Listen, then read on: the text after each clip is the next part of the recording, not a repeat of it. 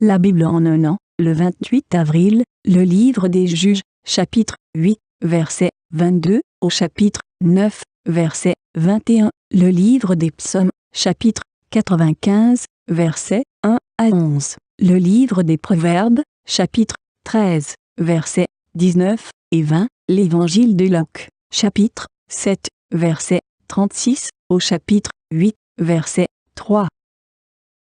Le livre des Juges, chapitre 8.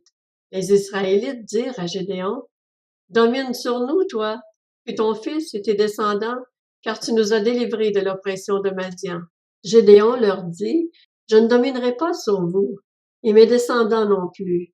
C'est l'Éternel qui dominera sur vous. » Gédéon ajouta, « J'ai une demande à vous faire. Donnez-moi chacun les anneaux de votre butin. » Les ennemis avaient des anneaux d'or, car c'étaient des Ismaélites. Ils répondirent, « Nous te les donnerons volontiers. » Et ils étendirent par terre un manteau, sur lequel chacun jeta les anneaux pris dans son butin. Le poids des anneaux d'or que demanda Gédéon fut de près de 20 kilos, et ce sans compter les ornements en forme de croissant, les boucles d'oreilles et les vêtements de pourpre que portaient les rois de Madian, ni les colliers qui étaient au cou de leurs chameaux. Gédéon en fit un éphod qu'il plaça dans sa ville à Ophra. Il y devint l'objet des prostitutions de tout Israël, et il fut un piège pour Gédéon et pour sa famille. Les Madianites furent humiliés devant les Israélites et ne relevèrent plus la tête. Le pays fut en paix pendant 40 ans, c'est-à-dire durant la vie de Gédéon. Jérubbaal, fils de Joas, retourna habiter dans sa maison. Gédéon eut 70 fils, tous issus de lui, car il eut plusieurs femmes. Sa concubine, qui résidait à Sichem, lui donna aussi un fils qu'on appela Abimélec. Gédéon, fils de Joas, mourut après une heureuse vieillesse. Il fut enterré dans le tombeau de son père Joas à Ophra, village de la famille d'Abiézer. Après la mort de Gédéon, les Israélites recommencèrent à se prostituer au Baal, et ils prirent pour Dieu Baal-Berith. Les Israélites ne se souvinrent pas de l'Éternel leur Dieu, qui les avait délivrés de tous les ennemis qui les entouraient.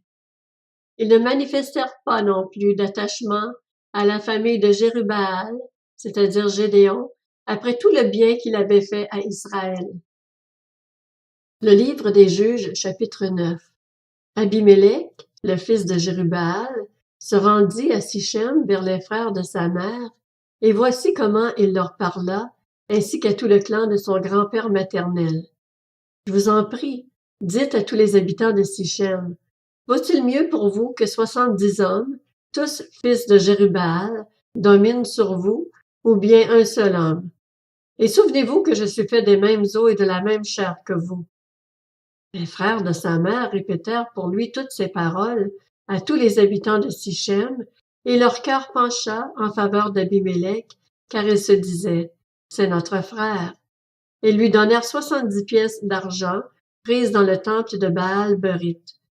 Abimélec s'en servit pour acheter des vauriens et des aventuriers qui le suivirent. Il vint chez son père à Ophra et tua ses frères, les 70 fils de Jérubbaal, sur une même pierre. Jotham, le plus jeune fils de Jérubbaal, fut le seul rescapé, car il s'était caché. Tous les habitants de Sichem et de Milo se rassemblèrent. Ils vinrent proclamer Abimélec roi près du chêne planté dans Sichem. Jotham fut informé de la situation.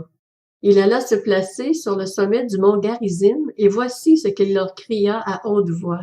« Écoutez-moi, habitants de Sichem, et que Dieu vous écoute.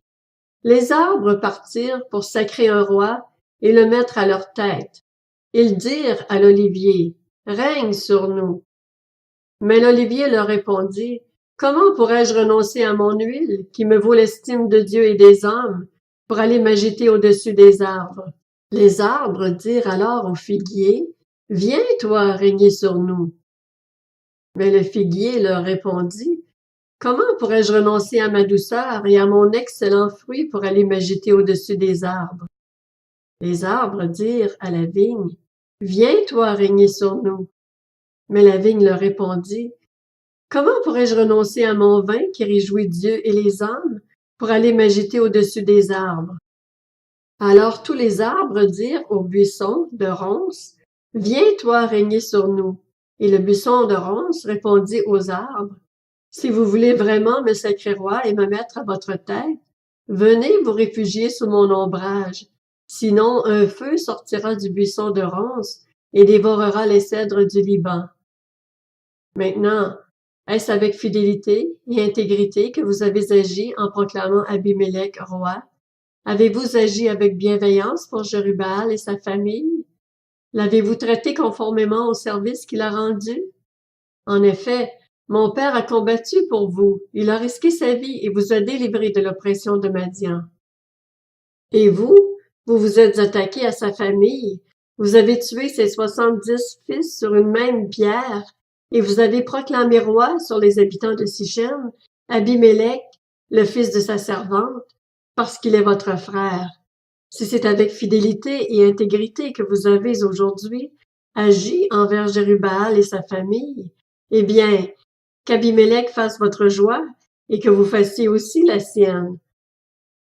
Sinon, qu'un feu sorte d'Abimélec et dévore les habitants de Sichem et de Milo, et qu'un feu sorte des habitants de Sichem et de Milo et dévore Abimélec. Jotham se retira et prit la fuite. Il s'en alla à Beër, où il s'installa loin de son frère Abimélec. Le livre des Psaumes, chapitre 95. Venez, crions de joie en l'honneur de l'Éternel. Poussons des cris de joie en l'honneur du rocher de notre salut. Allons au-devant de lui avec des louanges. Faisons retentir des chants en son honneur. Car l'Éternel est un grand Dieu. Il est un grand roi au-dessus de tous les dieux. Il tient dans sa main les profondeurs de la terre, et les sommets des montagnes sont à lui. La mer est à lui, c'est lui qui l'a faite. La terre aussi, ses mains l'ont formée. Venez, prosternons-nous et humilions-nous. Plions le genou devant l'Éternel, notre Créateur, car il est notre Dieu, et nous sommes le peuple dont il est le berger, le troupeau que sa main conduit. Aujourd'hui, si vous entendez sa voix, n'endurcissez pas votre cœur comme à Meriba, comme lors de la journée de Massa dans le désert. Là, vos ancêtres m'ont provoqué. Ils m'ont mis à l'épreuve, bien qu'ils m'aient vu agir. Pendant 40 ans, j'ai eu cette génération en dégoût et j'ai dit, c'est un peuple dont le cœur s'égare. Ils ne connaissent pas mes voies. Aussi, j'ai juré dans ma colère, ils n'entreront pas dans mon repos.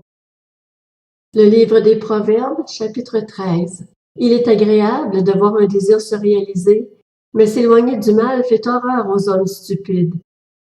Celui qui marche en compagnie des sages devient sage, et celui qui fréquente des hommes stupides se retrouvera en mauvaise posture. L'Évangile de Luc, chapitre 7. Un pharisien invita Jésus à manger avec lui. Jésus entra dans la maison du pharisien et se mit à table. Une femme pécheresse qui se trouvait dans la ville apprit qu'il était à table dans la maison du pharisien. Elle apporta un vase plein de parfums et se tint derrière aux pieds de Jésus. Elle pleurait, et bientôt elle lui mouilla les pieds de ses larmes, puis les essuya avec ses cheveux, les embrassa et versa le parfum sur eux. Quand le pharisien qui avait invité Jésus vit cela, il se dit en lui-même, si cet homme était prophète, il saurait qui est celle qui le touche et de quel genre de femme il s'agit, et il saurait que c'est une pécheresse. Jésus prit la parole et lui dit, Simon, j'ai quelque chose à te dire. Maître, parle, répondit-il. Un créancier avait 2 débiteurs. L'un d'eux lui devait 500 pièces d'argent et l'autre 50. Comme il n'avait pas de quoi le rembourser, il leur remit à tous 2 leurs dettes. Lequel des 2 l'aimera le plus? Mais Simon répondit, celui, je pense, auquel il a remis la plus grosse somme. Jésus lui dit, tu as bien jugé. Puis il se tourna vers la femme et dit à Simon, tu vois cette femme?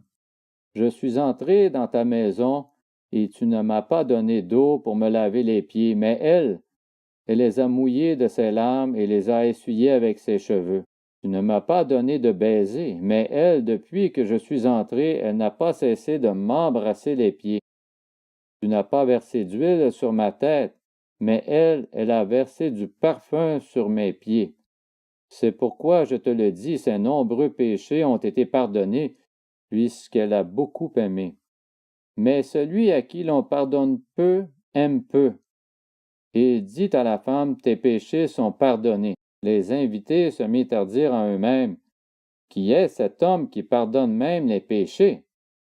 Mais Jésus dit à la femme, ta foi t'a sauvée, pars dans la paix. L'Évangile de Luc, chapitre 8. Ensuite, Jésus alla de ville en ville et de village en village. Il prêchait et annonçait la bonne nouvelle du royaume de Dieu. Les 12 l'accompagnaient avec quelques femmes qui avaient été guéries d'esprits mauvais et de maladies.